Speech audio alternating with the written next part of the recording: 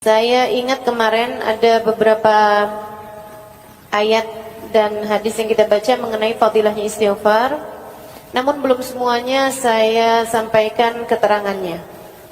Karenanya sekarang saya akan sampaikan kepadamu mengenai beberapa keterangan ayat yang kemarin kita sudah baca ayatnya tersebut ya.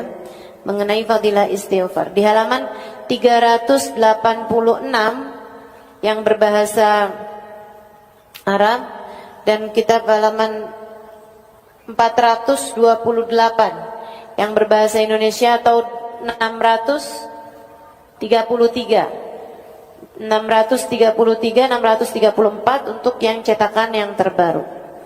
Berkata Imamul Haddad radhiyallahu taala anhu ardah wa nafa'ana bi'ulumihi fid dharain amin. Bismillahirrahmanirrahim. Wa qala alaihi salatu wassalam, dan bersabda baginda kita Nabi besar Muhammad sallallahu alaihi wasallam, man lazimal istighfar, siapa yang banyak atau siapa yang terus menerus memohon ampun pada Allah Subhanahu wa taala, siapa yang terus menerus membaca istighfar, ja'alallahu lahu min kulli hammin faraja wa min kulli dhikin makhraja wa razaqahu min haitsu la yahtasib. Siapa yang banyak istighfarnya, siapa yang menetapi istighfar, terus-terusan memohon ampun pada Allah Subhanahu wa taala, Allah akan jadikan setiap kesulitannya ada kemudahan dan setiap kesempitannya ada kelapangan, dan Allah akan beri dia rizki dari arah yang tidak dia sangka-sangka. Wa qala alaihi salatu wassalam, dan Nabi Muhammad sallallahu alaihi wasallam juga mengatakan, tuba liman wajada fi sahifatihi istighfaran katsira. Beruntung orang yang mendapati di dalam buku catatan amal perbuatannya ada banyak istighfar. Jadi di sini menceritakan, mengatakan bahwa orang tuh kalau banyak istighfarnya itu nanti setiap susahnya ada kemudahannya gitu. Enggak mungkin biarkan kesulitannya tidak disusul dengan kemudahan. Setiap susahnya pasti ada mudahnya. Sebab orang kalau banyak istighfarnya itu bisa diikutkan sebagai orang yang bertakwa. Kata Allah Subhanahu wa taala, orang yang bertakwa, man yattaqillaha yaj'al lahu makhraja wa yarzuqhu min haitsu la yahtasib. Wa man yatawakkal 'ala Allahi fahuwa hasbuh. Innallaha balighu amrih qad ja'alallahu likulli syai'in qadra. Siapa yang bertakwa kepada Allah Subhanahu wa taala, Allah akan berikan setiap kesulitannya ada kemudahan, setiap kesempitannya ada kelapangan, dan akan Allah beri rezeki dari arah yang tidak dia sangka-sangka. Karena gini, orang tuh kan kalau yang disayang sama Allah, orang yang takwa, itu pasti itu Allah tuh yang namanya hidup memang pasti dikasih kesusahan teman-teman, udah pasti. Tapi kan nggak semua orang abisnya susah itu ketemu gampang, ketemu mudah, nggak selalu.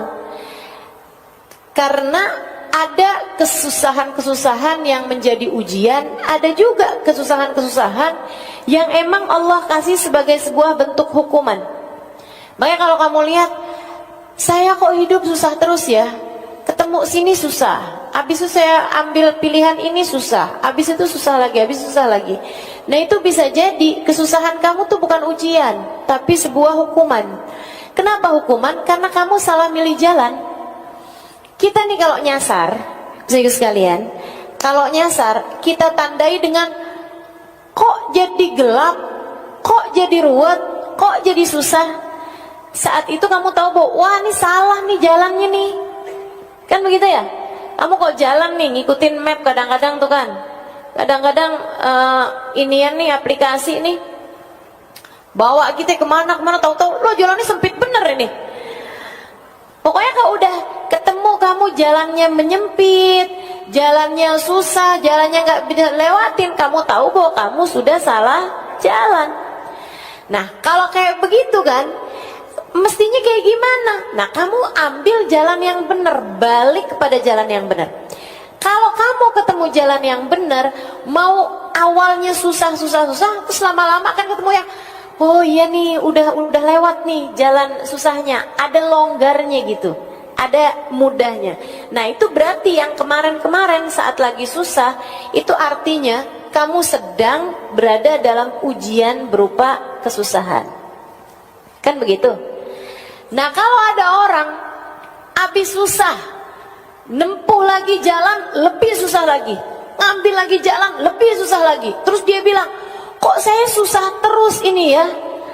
Bisa jadi kamu itu, salah kamu adalah bahwa kamu tidak mengambil keputusan-keputusan yang baik, sehingga akhirnya salah-salah terus-terusan. Kau udah salah-salah terus-terusan, bisa jadi saat kesusahan kamu tidak sedang berada dalam ujian, melainkan kamu sedang berada dalam hukuman.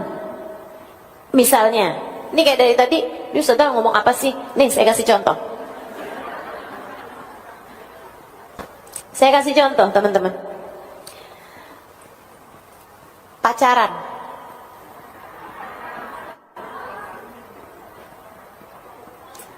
Salah apa benar? Salah. Tapi dia ikutin. Akhirnya, nauzubillah, hamil. Susah apa gampang? Tambah susah apa tambah gampang? Tambah susah. Kemudian punya anak. Akhirnya waktu lagi hamil itu karena waduh hamil nih, gimana nih? Ya udah deh, kawin. Kawinnya kan nggak punya pilihan. Kawinlah sama orang yang menghamili itu, kan begitu. Punya anak. Habisnya nikah, kemudian melahirkan. Tambah susah apa jadi gampang? Tambah susah. Ternyata anaknya begini begitu, ternyata akhirnya siang suaminya itu dengan perempuan lain, akhirnya kemudian berantakan kehidupannya, ininya juga rumah tangganya masih belum siap, ini itu segala macam. Akhirnya anak dititipin ke panti asuhan. Wah pokoknya udah jadi ruwet semuanya, tambah kesana tambah ruwet, tambah belangkrak nggak jelas teman-teman. Kenapa gitu? Karena pilihannya sejak awal adalah pilihan yang salah. Kalau udah kamu memutuskan, kalau kamu udah tahu jalannya itu nyasar, ya buruan putar balik. Putar balik itulah namanya taubat. Di saat putar balik nih, kamu nih nyari-nyari jalan yang baik, sambilan kamu yang nyesel, ya ampun, kayak gitu ya Allah, mudah-mudahan keburu nih masih nih. Itu namanya istighfar. Ibarat hidup tuh kayak lagi melakukan perjalanan kehidupan tuh kayak gitu. Makanya kenapa orang-orang yang kayak kita ini yang banyak bikin salahnya emang pantas banget untuk banyak minta ampunnya sama Allah Subhanahu wa taala. Kayak gitu.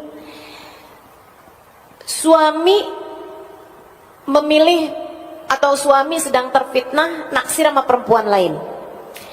Itu susah apa gampang? Widih langsung langsung mau curhat.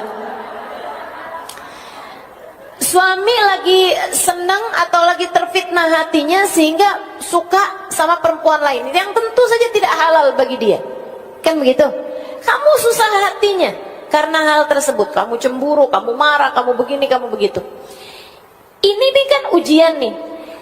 Itu kayak lagi kalian berdua ini lagi pada mulai nyasar jalannya nih. Si suami nyasar jalannya, kamu juga lagi dibawa menuju ke jalan yang salah. Teman-teman sekalian, nah ini kamu bisa memutuskan untuk yang, oh kamu mau nyasar aja, ya udah kamu aja. Saya mah enggak. Ada perempuan-perempuan berkelas yang kayak begitu. Tapi enggak banyak, enggak sedikit juga yang mikirnya kayak gini.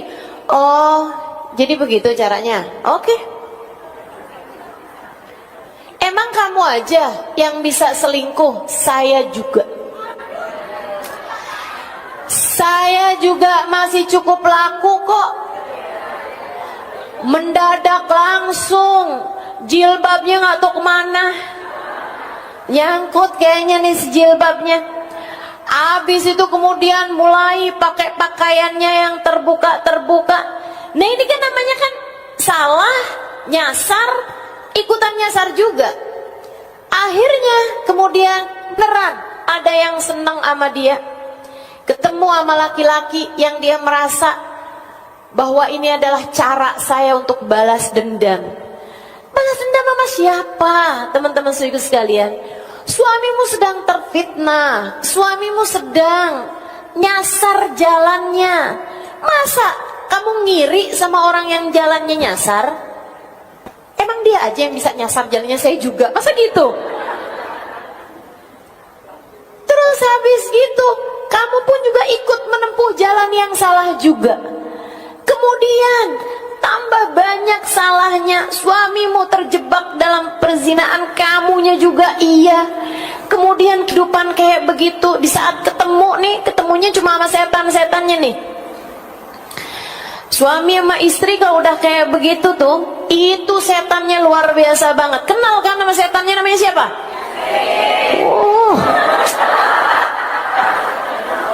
Luar biasa.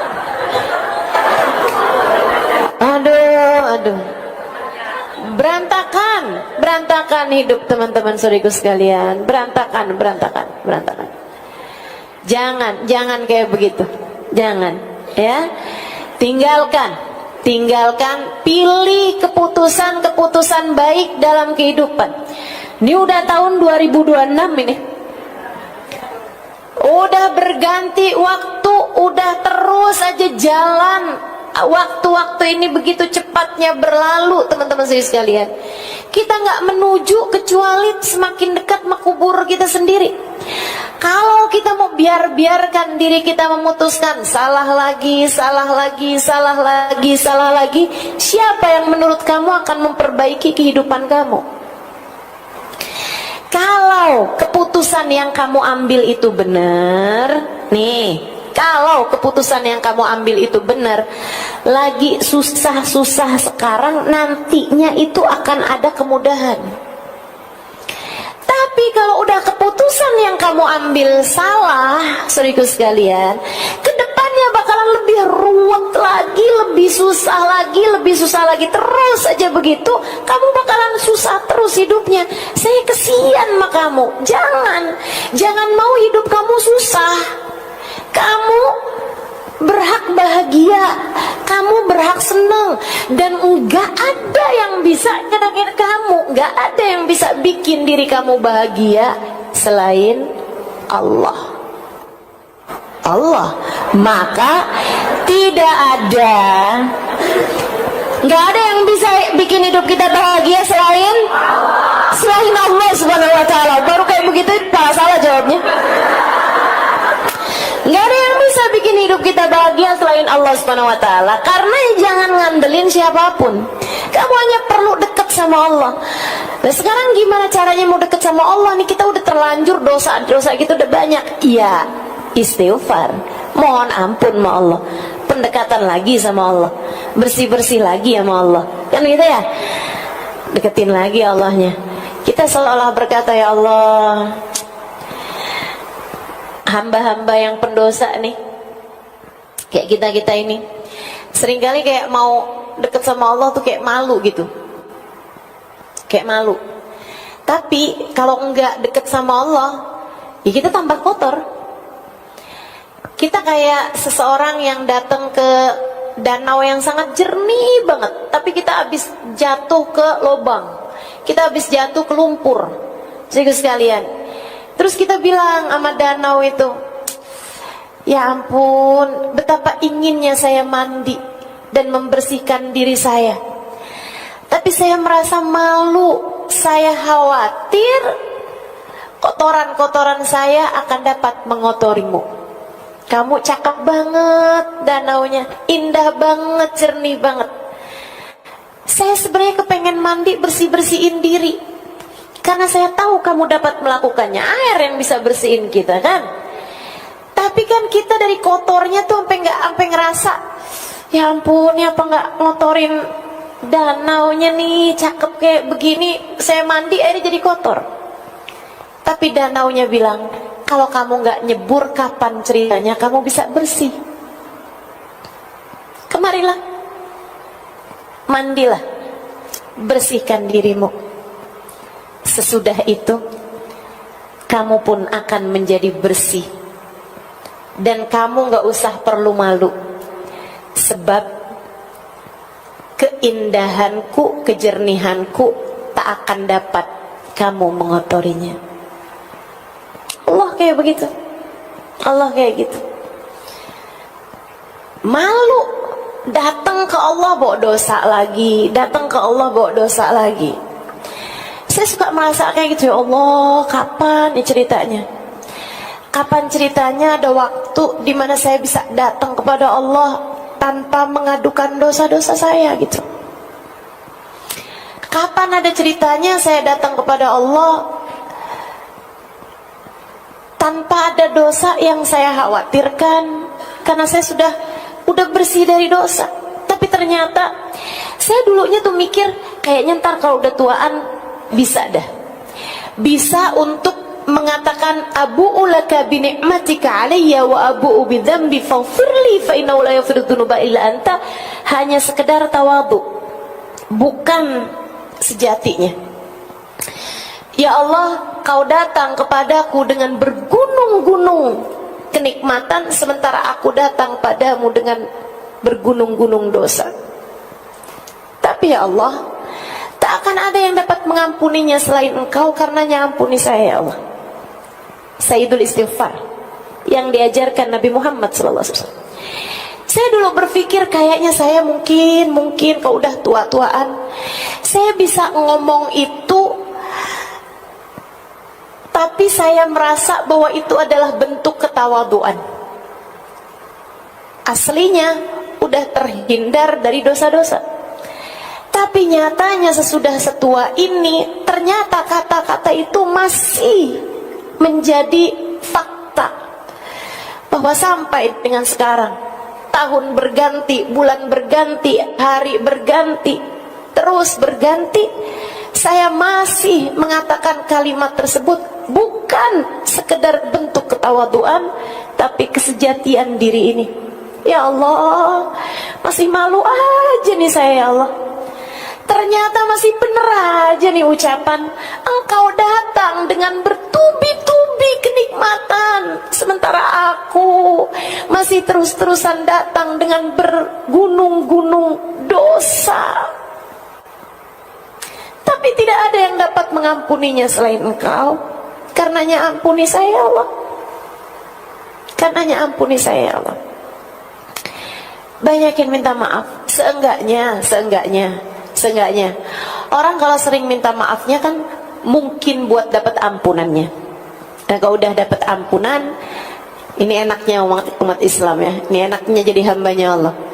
Allah itu teman-teman, Allah itu, kamu punya 100 dosa, datang kepada Allah bertaubat, datang pada Allah minta ampun, Allah lupakan 100 dosamu hanya karena satu kali datangmu padanya. Kalau orang kebalikannya, kita berbuat baik sama orang 100 kali, begitu kita berbuat salah, orang hanya akan ingat kesalahan kita. Kan begitu? Begitu. Sama orang tuh, orang nggak usah orang, kita juga kayak gitu. Kita ngelihat orang nih baik banget, satu hari kita dengerin aibnya dia, satu hari kita tahu kekurangan dia, satu hari kita tahu kesalahan dia, satu hari kita tahu dosa dia. Itu 100 kebaikan dia kayak hilang aja gitu, kehapus sama satu dosa yang dia perbuat tersebut. Bukan begitu? Ibu-ibu kok lihat suaminya kan kayak gitu,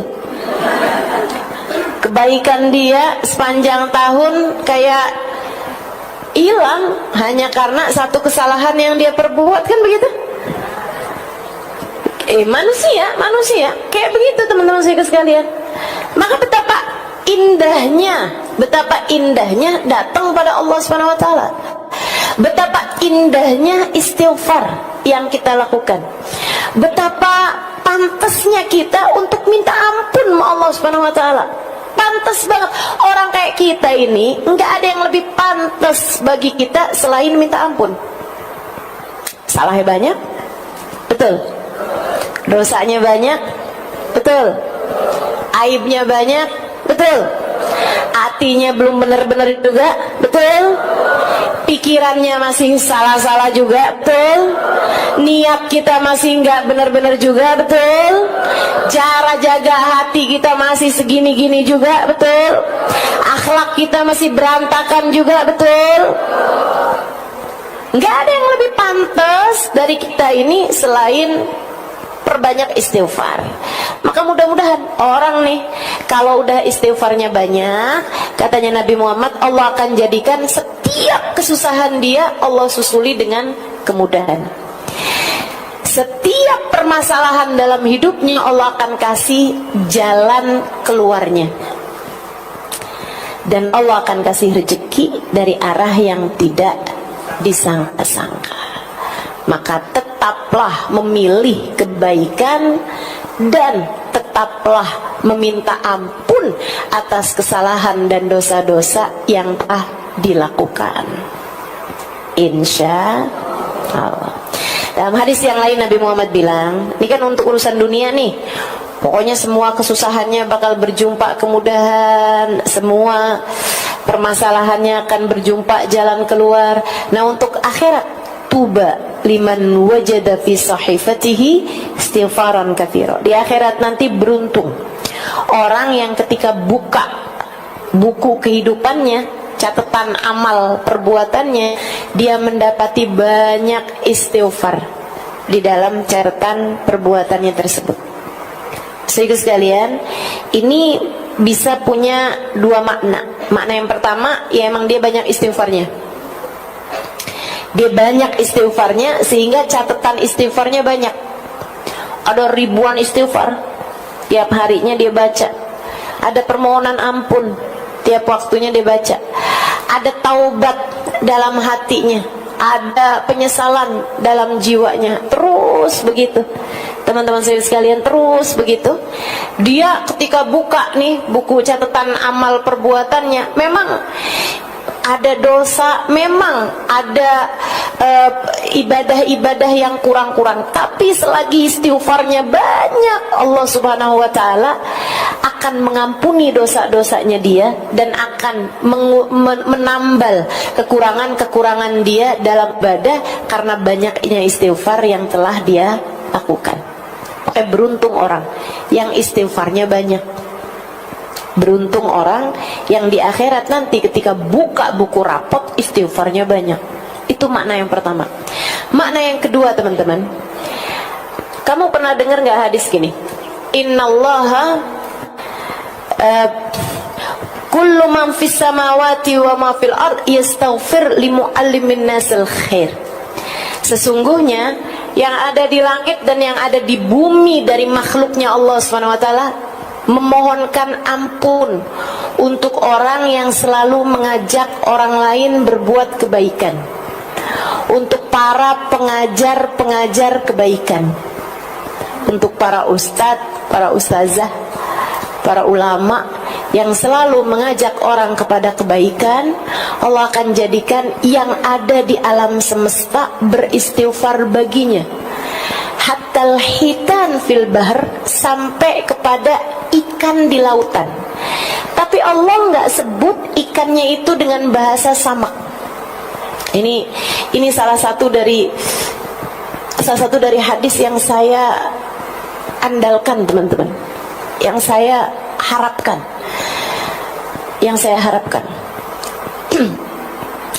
Sesungguhnya Allah akan menjadikan sesungguhnya Allah menjadikan apa yang ada di langit dan di bumi dari makhluknya Allah beristighfar, memohonkan ampun untuk orang-orang yang selalu mengajak kepada kebaikan. Teman-teman sekalian, hatal hitan fil bahr, katanya Nabi Muhammad, sampai ke ikan di lautan. Tapi Allah ketika menyebutkan hitan, ikan, ya, ikannya itu nggak pakai bahasa samak, tapi pakai bahasa hitan. Apa Apa bedanya samak sama hitan, padahal artinya dua-duanya sama-sama ikan? Saudara sekalian, bedanya adalah bahwa samak adalah ikan yang punya lidah. Ikan yang punya lidah. Ikan-ikan banyak kan kayak bandeng, gurame, ikan emas, mujair, ikan dori, ikan tuna, ya, ikan sapu.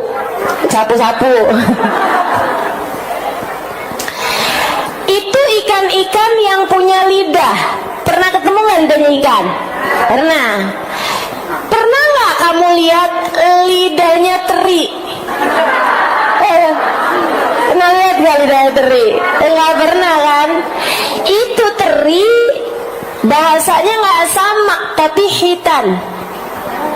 Kamu pernah nggak lihat lidahnya cumi-cumi? Nggak tahu tuh lidahnya yang mana gitu kan? Kamu pernah nggak lihat lidahnya udang? Nggak tahu lidahnya yang mana tuh udang. Nah itu ikan-ikan yang kamu nggak bisa lihat lidahnya, itu namanya hitan. Nabi Muhammad nyebutin ampe ikan yang nggak punya lidah di lautan beristighfar buat orang yang mengajar kebaikan. Makanya tuh kalau keterima doakan keterima. Saya bakalan jadi orang yang dapetin dalam catatan amal ibadah saya istighfar yang banyak. Kaget saya.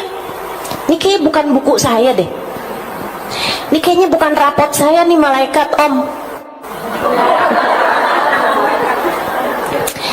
Ini kayaknya bukan punya saya deh nih. Kenapa gitu Alimah? Istighfarnya banyak banget, jutaan istighfar. Mana keburu saya? Saya kayak nggak keburu istighfar segini banyaknya nih. Tapi kok tiap hari istighfar banyak banget, apalagi kalau hari Kamis.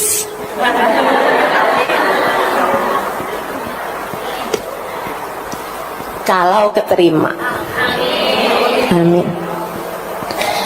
Allah menjadikan semua yang ada di langit dan di bumi beristighfar buat orang yang ngajakin kebaikan. Nah ibu-ibu jangan sampai nggak kebagian. Belajar buat ngajakin orang kepada kebaikan. Ustazah, saya nggak punya mic. Nggak harus pakai mic dong. Anak kamu ajakin kebaikan, suami kamu ajakin kebaikan, kakak adik kamu ajakin kebaikan, tetangga-tetangga, teman-teman orang di sekeliling ajakin kepada kebaikan. La an ahdaita rajulan ilal Islam ahabbu ilayya min humrin na'am. Kamu menjadi sebab hidayahnya seseorang. Satu aja.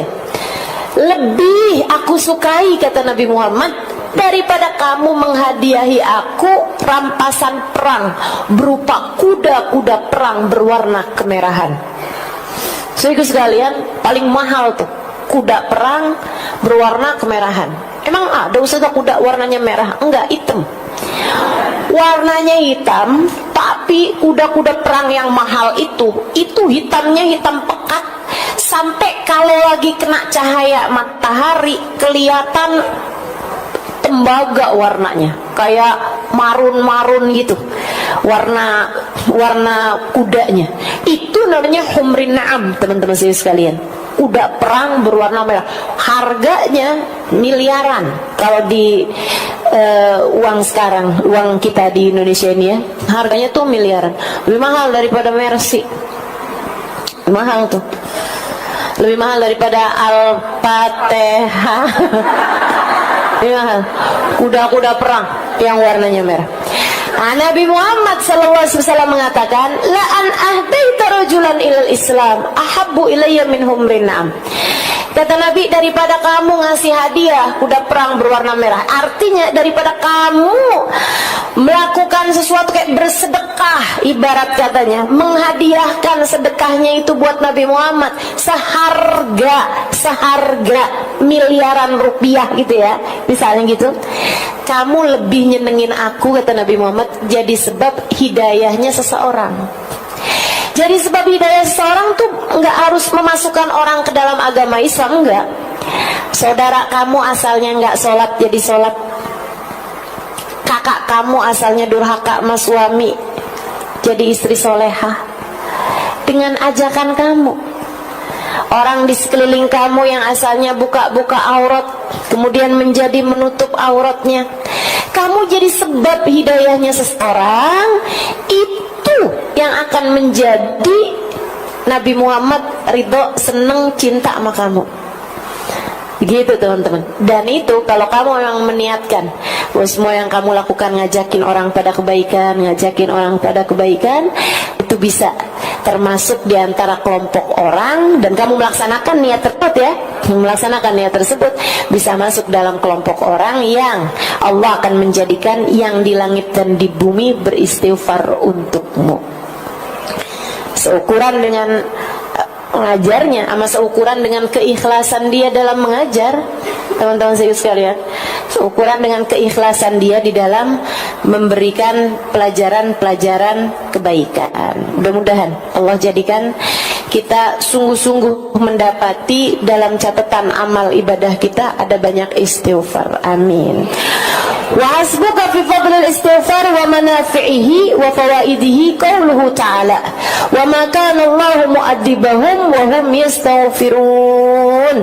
Dan Allah Subhanahu wa taala tidak akan mengazab satu kaum selagi mereka beristighfar. Ayatnya itu diawali dengan wa ma kana Allahu liya'adzibahum wa anta fihim wa ma kana Allahu mu'adzibahum wa hum yastaghfirun. Kata Allah Subhanahu wa taala, wa ma kana Allahu mu'adzibahum wa anta fihim. Kami tidak akan mengadab satu kaum, Allah tidak akan menurunkan azab kepada satu kaum selagi engkau wahai Nabi Muhammad berada di antara mereka. Kami tidak akan mengadab suatu kaum selagi mereka selalu beristighfar. Waktu Nabi Muhammad meninggal dunia, ada banyak para sahabat menangisi ayat ini. Ada banyak para sahabat menangisi ayat ini. Mereka bilang, ya Allah, kita sekarang sudah kehilangan satu sebab terangkatnya azab, yaitu baginda Nabi Muhammad SAW. Kita harus menguatkan yang satu lagi, yaitu istighfar. Itu sebabnya wali-walinya Allah SWT, terutama di zaman-zaman akhir, mereka itu teman-teman saudaraku sekalian lebih memilih untuk diangkatnya azab dari umat dibandingkan dengan tampaknya karomah-karomah mereka. Mereka daripada kelihatan kekeramatannya, bisa ini bisa itu, mereka lebih memilih gak usah ya Allah, gak usah kau perlihatkan keramat kami kepada orang-orang, jadikanlah kemuliaan kami adalah terangkatnya azab kepada umat ini ya Allah. Sedikit sekalian yang saya muliakan, waktu Nabi Muhammad ada di atas muka bumi ini dari barat ke timurnya aman dari segala azab. Gak pernah ada ceritanya turun azab semasa Nabi Muhammad ada di bumi. Kata guru saya Sayyidil Habib Umar bin Hafid, li ajlil ain qurratil Madinah, li ajlil ain qurratil Madinah, hanya agar menenangkan hati seseorang Allah mengangkat azab dari seluruh kota. Hanya agar tenang hati, tenang sepasang mata, hanya agar damai sepasang mata, Allah Subhanahu wa taala mengangkat azab dari seluruh penjuru bumi. hanya agar hati Nabi Muhammad tenang. Allah Subhanahu wa taala mengangkat adab dari seluruh juru bumi semasa hidupnya baginda kita Nabi besar Muhammad sallallahu alaihi wa ala alihi wasallam. Saudara sekalian, Sayyidah Aisyah meriwayatkan, Nabi Muhammad tuh kalau udah mendung nih, ya. Nabi kalau udah mendung kayak gini nih teman-teman, Nabi akan duduk di atas sejadahnya. Beliau beristighfar. Beliau berdoa sampai hujan air turun atau sampai mendungnya hilang. Ketika ditanya, kenapa ya Rasulullah? Nabi Muhammad menjawab, aku khawatir Allah murka kemudian menurunkan hujan api di atas kita. Aku khawatir Allah murka kemudian menurunkan hujan api di atas kita. Baginda kita Nabi besar Muhammad, wa maka Allahu mu'adzibahum wa anta fihim. Allah bilang, kami tidak akan menurunkan adab kepada siapapun wahai Nabi Muhammad selagi kamu ada di atas muka bumi.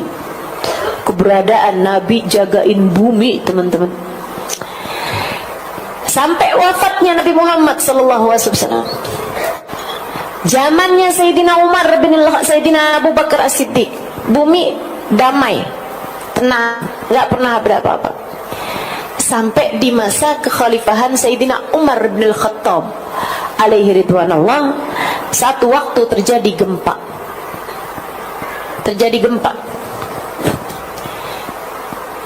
Di kota Madinah. Sayyidina Umar keluar bawa pecut. Kemudian dia hentakkan, dia pukulkan pecut tersebut,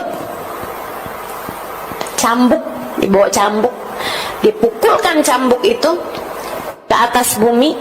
Kemudian beliau bilang, ala a'dil fawqaka ya ardallah, ala a'dil fawqaka ya ardallah, bukankah aku telah adil di atasmu ini wahai buminya Allah? Bukankah saya telah adil di atasmu ini wahai bumi Allah? Langsung tenang, gempanya berhenti dan tidak pernah terjadi gempa lagi semasa hidupnya Sayyidina Umar bin Al-Khattab alaihi ridwanullah. Hamba-hamba tercinta di sisi Allah Subhanahu wa taala mengangkat bala dari umat. Saudara sekalian, termasuk juga kamu kalau dicinta sama Allah, kamu bisa mengangkat bala sekurangnya dari diri kamu, atau bahkan sekurangnya dari orang-orang di sekeliling kamu. Makanya kalau ada orang-orang di sekeliling kamu masih belum benar, masih kena bala, masih ada hal-hal yang maksudnya masih ada kayak bencana apa segala macam di dalam kehidupan kamu, itu cara Allah juga memperingatkan bahwa kamu belum segitunya tercinta di sisinya. Sedikit sekalian, saya pernah ceritakan sama kamu orang perempuan, saya nggak tahu teman-teman masih ingat apa nggak ingat. Enaknya cerita sama ibu-ibu kan kayak gitu.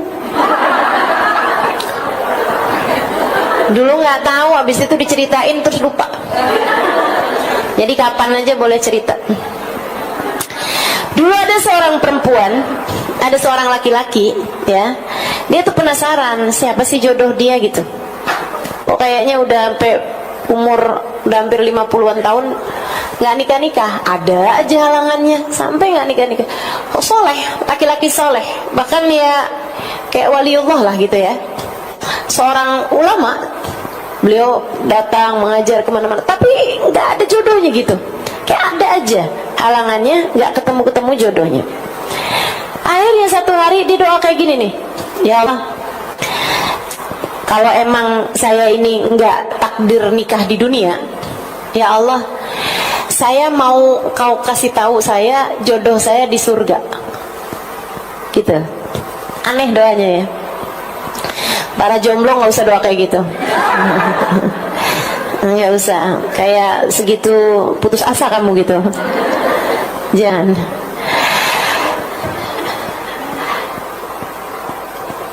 Malam-malam hari dia mimpi diberitahu ini adalah istri kamu di surga gitu. Namanya Fulana bintu Fulan al-Fulani di daerah Fulani gitu. Dikasih tahu sampai tempatnya segala. Dia pun ada ngajar, ada dakwah gitu ke daerah tersebut. Ya. Saat dia pergi ke kota itu, misalnya gitu kasih tahu jodoh kamu nih dari Bogor misal gitu ya. Pas dia lagi di Bogor itu, habis selesai majelis dia nanya, ada yang kenal nggak sama Fulanah bintu Fulan al-Fulan? Nggak ada yang kenal. Besoknya dia pergi ke Jonggol misal, maksudnya tuh Bogor tapi yang dalamnya gitu, dalamnya lagi, kampungnya lagi gitu. Nah di sana dia nanya lagi gitu, habis selesai dia nanya, ada nggak yang kenal sama Fulana bintu Fulan al-Fulan? Habis selesai majelis ya, ada tuh pemuda, dia bilang saya kenal tapi ada ya Syekh nanyain tentang dia. Kenapa emangnya? Itu Syekh seorang perempuan penggembala kambing, tinggal di lereng gunung, lereng bukit, nggak punya tetangga, nggak punya apa-apa. Perempuan aneh yang kayaknya sebatang kara juga gitu.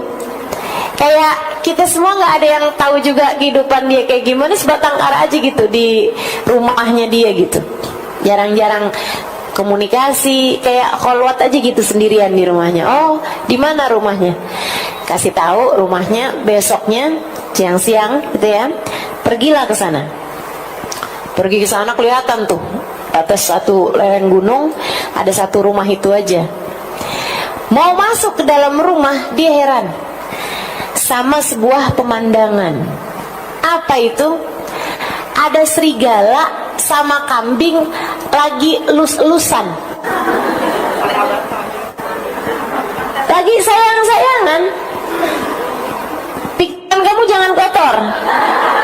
Sayang-sayangan kayak ibu sama anaknya gitu. Kayak ibu sama anaknya gitu kan. Kan suka lihat tuh anak kambing, kucing lagi dielus-elus sama emaknya kan gitu tuh. Nah ya, kayak gitu loh. Tapi ini serigala sama kambing, aneh banget kan dia ngeliat pemandangan itu. Akhirnya dia ketok pintu. Assalamualaikum ya Fulanah bintu Fulan al-Fulani. Sebutin namanya. Gak ada jawaban. Assalamualaikum ya Fulanah bintu Fulan al-Fulani. Gak ada jawaban juga. 3 kali. Assalamualaikum warahmatullahi wabarakatuh ya Fulanah bintu Fulan al-Fulani. Dalam nyaut suara perempuan.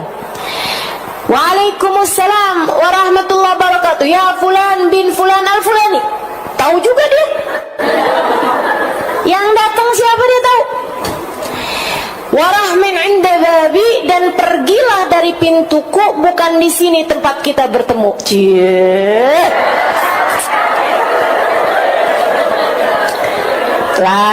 Lain urusannya nih.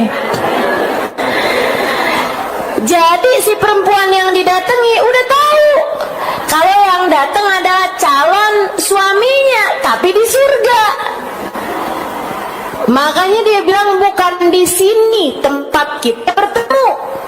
Kita dijodohinnya nggak di dunia nih, kita dijodohinnya ntar di akhirat. Pergilah dari pintuku ini. Terus ada jomblo jadi pada mikir nih. Saya doa juga ya. Tunjukkan saya Allah siapa jodoh saya Allah. Habis itu ketemu kamu adalah jodohku. Ada. Tar yang datang mimpinya bukan petunjuk dari Allah, tapi malah pesan-pesan yang kirimkan sama setan. Nah itu jangan sampai juga kejadian kayak gitu. Laki-laki tersebut menjawab, marhaba, baik, baiklah, saya akan pergi dari pintumu. Memang bukan di sini tempat kita bertemu, tapi saya cuma mau nanya satu hal sama kamu. Udah terlanjur ke sini, saya harus dapat ilmu nih. Jadi seenggaknya datang untuk menuntut ilmu. Dia bilang, kalau boleh saya tahu, saya dapetin ada serigala saling sayang sama kambing. Kambingnya nggak kabur sama tuh serigala, serigalanya nggak nerekam tuh kambing. Kalau boleh saya tahu, apa yang membuat rahmat Allah segitu besarnya turun padamu sampai kambingnya dijaga sama Allah nggak kena adnya serigala? Ini gitu. Mestinya tuh untuk kambing ketemu sama serigala nih kan terekam, teman-teman. Dan itu kan bala, segede-gede bala buat kambing, ya kan? Tapi ini kok kamu sampai segala kambingnya kamu aja loh dijaga sama Allah. Kambing kamu nih sampai dijaga sama Allah segitunya gitu. Apa sebabnya? Perempuan tersebut menjawab, innahu mahad rahmah min indillah. Saya rasa itu memang rahmatnya Allah aja gitu. Cerita ini pernah diceritakan Sayyidil Habib Umar bin Hafid. Teman-teman sekalian, salah satu dari ilmu-ilmu yang berulang kali saya mendengarkannya dari Sayyidil Habib Umar bin Hafid dalam pelajaran-pelajaran beliau. Akhirnya dia bilang, ya udah kalau gitu saya pamitan. Ya memang kalau udah rahmatnya Allah, Allah mau ngasih yu'ti man yasha kan gitu. Allah ngasih aja, nggak pakai pandang bulu gitu kan. Kalau Allah mau ngasih aja gitu. Jadi dia bilang, saya nggak ngerti sebabnya apa, tapi itu pembelian dari Allah Subhanahu Wa Taala. Oh ya udah kalau gitu saya pamitan. Tapi baru beberapa langkah dia bilang, tunggu, barangkali. Kenapa Allah memberikan ini pada saya adalah karena la'allahu khaslah Husailah saghirah kanat ma'i. Mungkin ini disebabkan karena saya punya satu sifat kecil, sifat baik kecil ada dalam diri saya. Dia bilang, apa itu? Saya kalau sedang berada dalam panas tidak berharap dingin. Saya kalau berada dalam dingin tidak berharap panas. Saya kalau sedang berada dalam keadaan lapang tidak berharap sempit, dan sempit tidak berharap lapang. Saya kalau lagi nggak punya duit nggak berharap punya duit, kalau punya duit nggak berharap nggak punya duit. Kalau yang kedua gampang, tapi yang pertama itu yang repot. Saya kalau sedang sehat nggak berharap sakit, ya iya. Tapi saya kalau sedang sakit pun saya tidak berharap sehat. Saya tahu apapun yang Allah Subhanahu Wa Taala tetapkan adalah yang terbaik, sehingga saya menerimanya dengan penuh sukacita. Saya rasa itulah sebabnya kenapa Allah Subhanahu Wa Taala menurunkan rahmatnya pada saya. Laki-laki tersebut mengatakan, innahu laysat khusailah, innaha khaslah kabirah. Itu sih bukan sifat kecil, itu adalah sifat besar yang tidak dimiliki kecuali oleh para hamba-hamba terkasih, tercinta di sisi Allah. Kamu bagaimana? Ya Allah, terima tuh, gampang. Maksudnya orang yang hidupnya pandai menerima keputusan-keputusannya Allah Subhanahu Wa Taala, ridho sama keputusan Allah, Allah pun mudah untuk ridho kepada hamba tersebut. Nih teman-teman sekalian, sebab diangkatnya azab. Jadi ada orang-orang di atas muka bumi ini yang menjadi sebab diangkatnya azab. Perempuan ini nih jadi sebab diangkatnya azab kepada binatangnya, bahkan kambingnya aja sampai Allah angkat azabnya di itu yang seharusnya pantas-pantasnya didapat ketika berjumpa sama serigala, begitu kan? Jadi sekalian, waktu Sayyidina Umar bin Abdul Aziz hidup dan memerintah khilafah Islamiyah, enggak ada nggak ada kambing diterkam serigala sekekuasaan beliau. Coba tuh liatin. Emang kalau pemimpin baik tuh pengaruhnya buat umat tuh besar sekali. Maka kita doakan mudah-mudahan Allah kasih pemimpin baik buat kita. Dan kalau ada pemimpin jahat, mudah-mudahan biarkan mereka berhadapan dengan Allah Subhanahu wa taala. Biarkan Allah Subhanahu wa taala yang menyingkirkannya dari kita tanpa repot-repot usaha kita untuk menyingkirkannya. Amin. Amin ya rabbal alamin. Saudaraku sekalian yang saya muliakan, ini nih Sayyidina Umar bin Abdul Aziz. Makanya satu waktu ada serigala mendapati kambingnya diterkam, ada penggembala mendapati kambingnya diterkam sama serigala. Dia lagi di tengah-tengah gembalaannya, dia dapetin ada yang teriak kenceng banget, dia samperin ke sana, ternyata salah satu kambingnya diterkam sama serigala. Beliau langsung pegang kepalanya seraya mengatakan, "Mat Amirul Mukminin ya Anas, mata Amirul Mukminin Umar bin Abdul Aziz. Ayo kita semuanya pergi ke kota. Amirul Mukminin Umar bin Abdul Aziz meninggal dunia." Dan benar. Sebab semasa hidupnya Amirul Mukminin Umar bin Abdul Aziz jadi penyebab Allah angkat bala dari semua negerinya. Rakyatnya semua dijaga Allah Subhanahu wa taala karena keadilan, kesolehan, rahmat yang Allah Subhanahu wa taala berikan kepada Sayyidina Umar bin Abdul Aziz. Subhanallah. Jadi hari di mana kambing itu dimakan oleh serigala, hari itulah menjadi petanda bagi penggembala kambing bahwasanya Umar bin Abdul Aziz meninggal dunia. Sedikit sekalian, kita nggak mau lagi mengoreksi penguasa-penguasa kita.